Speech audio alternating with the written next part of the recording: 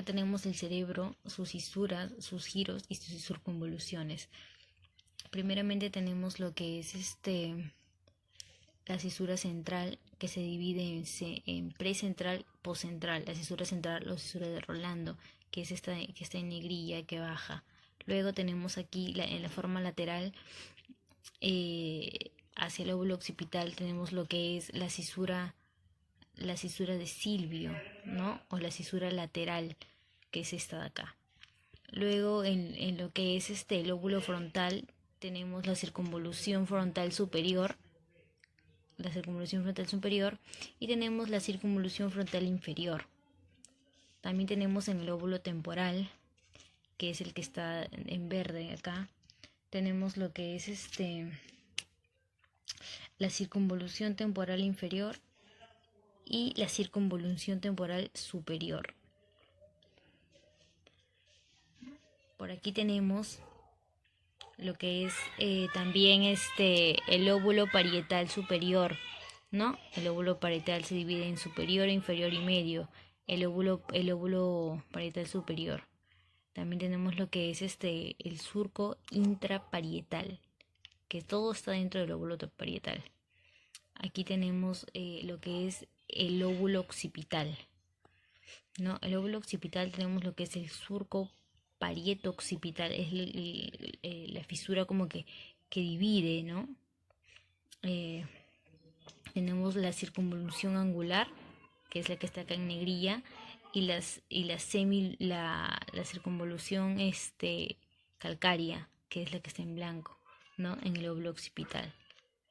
Tenemos lo que es el giro frontal superior, en el lóbulo frontal, que está situado en el lóbulo frontal del cerebro por encima del surco frontal superior. El lóbulo frontal inferior, que está limitado por arriba por el surco frontal superior, ¿no? También tenemos por abajo el inferior y el hemisferio cerebral y la cisura de Silvio, ¿sí? Que es la de acá. Luego queda dividido por una rama anterior y ascendente a la cisura de Silvio.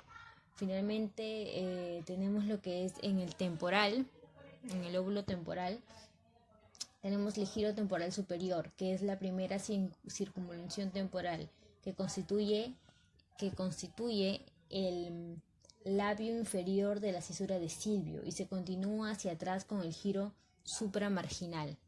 El giro supramarginal, ¿no? Que es el giro supramarginal. Ahora tenemos también el giro temporal inferior, que es la tercera circunvolución temporal y corresponde al borde lateral del hemisferio cerebral. A ver si se puede apreciar. Ok. Luego tenemos lo que es el giro poscentral, que es el que se une al giro precentral. El giro supramarginal también, el de allá, se encuentra en la parte inferior del lóbulo parietal. Ok, aquí, en la parte inferior del lóbulo parietal. Y describe una curva alrededor del extremo superior de la rama posterior de la cisura de Silvio, que es la de allá. Se continúa detrás de ella con el giro temporal superior. Ahora, con el giro temporal superior, el de acá. Ahora tenemos lo que es en el lóbulo parietal, tiene como límite el surco poscentral, que es el de ahí arriba, posterior a la continuación lateral del surco parieto-occipital, que es el de acá. Como límite inferior, la rama posterior de la fisura de Silvio, que ya la conocemos. También se divide en lóbulo parietal superior, lóbulo parietal inferior, ¿no?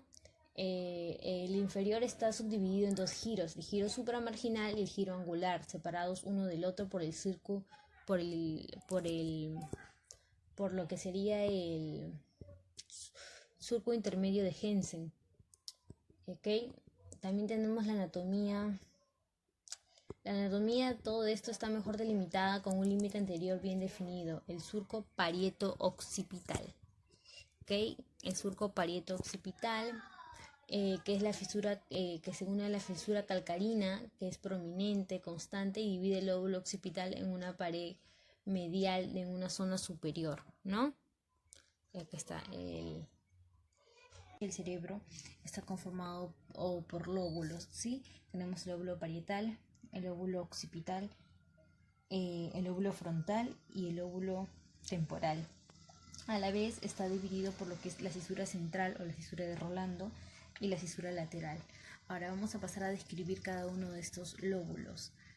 Primero vamos a empezar por lo que sería el lóbulo frontal, que es este que está marcado aquí con la plastilina de color azul, ¿no? Podríamos decir que el lóbulo frontal primero se extiende desde la parte anterior, del parénquima cerebral hasta uno de sus surcos más importantes, el surco central, ¿no? Que podemos ver acá, la cisura de Rolando. Además sirve como línea divisora entre el cerebro pensante y el cerebro sintiente. Algo de lo más relevante de este lóbulo es el giro precentral. Se encarga más que todo de lo que es el área primaria, el área que rige la conducta, ¿no? Los movimientos voluntarios, deliberados. También está en coordinación con lo que es el sistema nervioso central, sobre todo con el tronco cerebral y la médula espinal. Contribuye a la movilidad del rostro, también a la articulación de los fonemas, a la adopción del lenguaje. Pues esto es importante porque dentro de lo que es el lóbulo frontal se encuentra lo que es el área de Broca, la cual es necesaria para la producción de contenidos verbales y mayormente si se produce una lesión en lo que sería el lóbulo frontal, también se puede producir lo que es una dificultad o una fascia que comprometería la construcción del lenguaje, ¿no? Y a la estructura gramatical compleja y a la capacidad de expresión del mismo. Ahora, en líneas o para enumerar más que todo las funciones de lo que sería el lóbulo frontal, serían las siguientes, ¿no? Primeramente ayuda a lo que es la producción del habla, el lenguaje, gracias al área de Broca, una región que nos permite poder procesar nuestros pensamientos en palabras. También el lóbulo frontal está caracterizado sobre todo por sus procesos cognitivos, por estas tareas ejecutivas que nos permiten planificar, fijar atención, memorizar datos ya sea a largo o corto plazo, comprender, regular emociones, controlar los impulsos. Asimismo también nos permite comprender y reaccionar ante los sentimientos de los demás, o el generar o ejecutar un comportamiento o conducta. También hablamos de lo que es la empatía. También nos ayuda a la regulación de la motivación y la búsqueda de recompensas, porque la mayoría de dopamina o de neuronas sensibles a las dopaminas se encuentran en lo que sería el lóbulo frontal.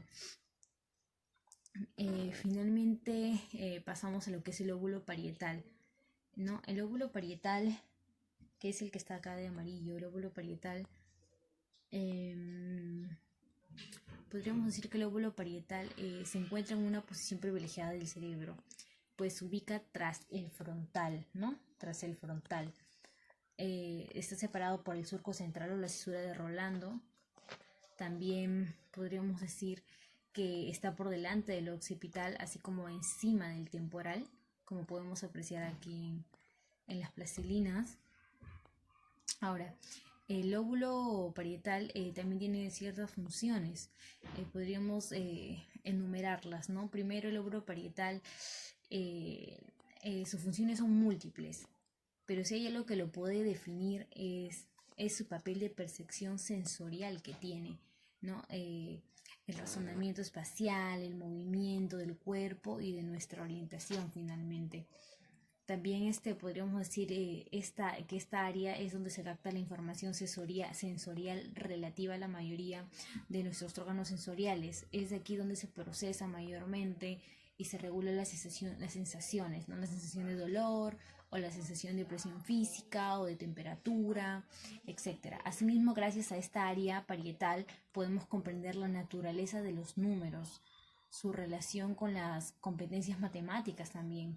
Es importante mencionar, ¿sí? En el área parietal, que es la que está de amarillo. Ahora, vamos a hablar sobre lo que sería uno de los siguientes lóbulos, que es el lóbulo temporal. ¿no? El lóbulo temporal, que es el que tenemos aquí.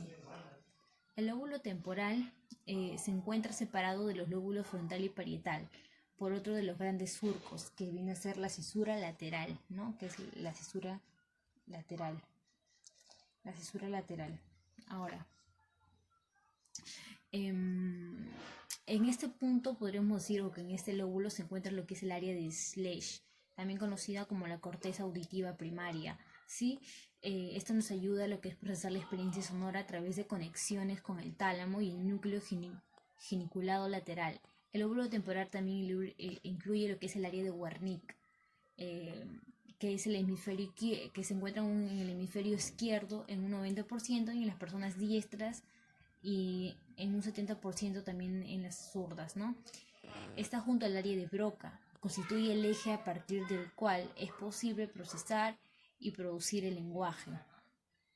Esta zona se relaciona con su recepción y comprensión, por lo que una lesión en la misma produce una afasia de tipo fluente. ¿Qué quiere decir? Una alteración en la comprensión de palabras habladas y escritas. Estamos hablando de lo que sería el lóbulo temporal. Ahora vamos a mencionar algunas de las características del lóbulo temporal, ¿sí? También vamos a decir primero que los lóbulos o este lóbulo regulan también gran cantidad de procesos. Resulta muy complicado asociar a cada una de estas estructuras a una función especializada porque se encargan de muchas cosas, ¿sí?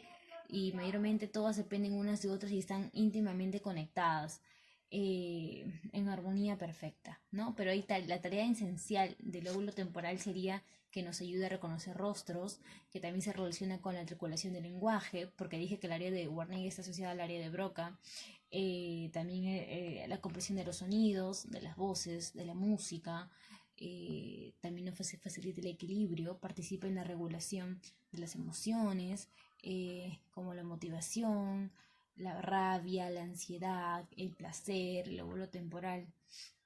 Y ya, ahora pasamos a lo que sería el último lóbulo, ¿sí? El lóbulo occipital.